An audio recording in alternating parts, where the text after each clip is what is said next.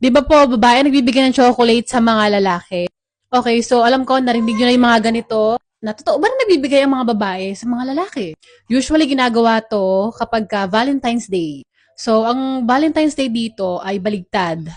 Babae muna ang nagbibigay ng chocolates o mga presents sa mga lalaki or sa boyfriend. Ako kasi, since wala man akong boyfriend before, ang ginagawa ko ay nagbibigay ako ng mga chocolates sa mga katrabaho ko.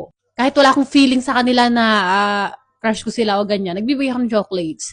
Hindi naman ibig sabihin ng ano alam niyo na, jowa-jowa lagi. Pero, yes, pwede rin naman sa hindi mo jowa. So, kahit ano, chocolates or kung ano mang gifts, gaya ka ng sabi ko, pwede kang magbigay sa Valentine's Day.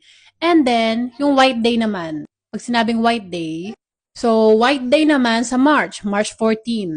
Siyempre, balikan. Alangan naman lalaki lang ang bibigyan. So, para fair, I mean, to be fair, lalaki naman ang magbibigay sa mga babae ng mga present or chocolates or whatever na present ang gusto nyo ibigay sa mga girls. So, sa March naman yon. Kumbaga, batuhan kayo. February naman ang girls.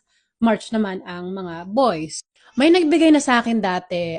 Hindi ko naman alam na crush niya ako. May classmate ako na nagbigay sa akin ng salamin. Disney siya na character yung cover and then salamin siya, like mirror.